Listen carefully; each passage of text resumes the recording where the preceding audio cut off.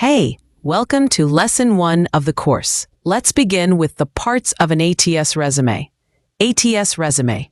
Your resume is processed by two readers, the ATS bot and the human behind the hiring process. If your sections aren't clearly labeled, the system will misread or skip your data.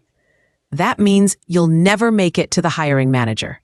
Mastering these sections means both the software and humans understand your story fast. Part 1.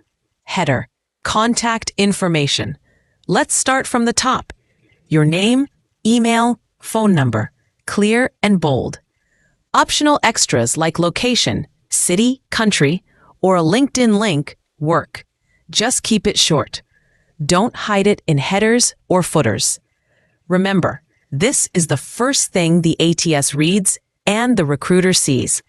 Labels like contact information or personal info work best. Part 2. Professional summary or objective. This is your elevator pitch. 2 to 3 lines at most.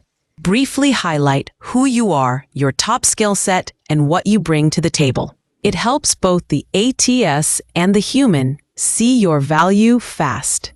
Skip vague titles like About Me. Stick with Professional Summary or Objective. Part 3. Work experience/professional experience. This is the core, the heart of your resume. List your most recent roles first with job title, company, and dates. Then bullet point your achievements with action verbs and numbers. Example: increased user engagement by 40%. Big impact speaks clearly. Use headings like work experience or professional experience. ATS loves familiarity.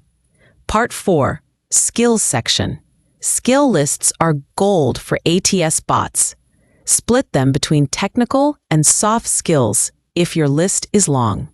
Mirror the language used in the job ad: SEO, customer support, teamwork, so you're matching keywords. Part 5. Education. Education usually comes next, unless you're a recent grad where it may appear earlier. State your degree, institution, and graduation year. No need for your full address, just your city or general location. Keep the title simple: education. If you're a career changer or grad, consider leading with this section instead of work experience. Part 6. Optional sections. Want to stand out further? Add sections that fit your background and target role. Certifications, e.g., Google Analytics certified, projects if you're showcasing work samples, languages, publications, or volunteer experience. Only include optional items that strengthen your story. Headings like certifications or projects work best. They're clear and ATS friendly. Part 7. Final layout tips and checklist. Use standard fonts like Arial or Calibri.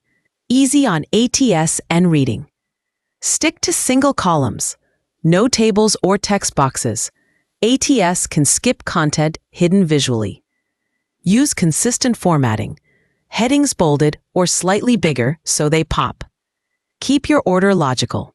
Header, summary, experience, skills, education, optional. Conclusion. You now know exactly what parts your resume must include to make the cut.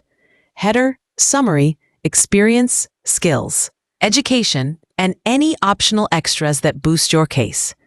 Structure it right, label it clearly, and your resume is no longer invisible. You're building your professional story, and this is just the beginning. Go ahead, update your sections, and get ready for Lesson 2.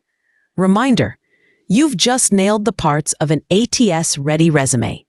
Next up, we'll tackle Lesson 2, how to write a resume that gets noticed, where we turn these parts into powerful, action-driving content.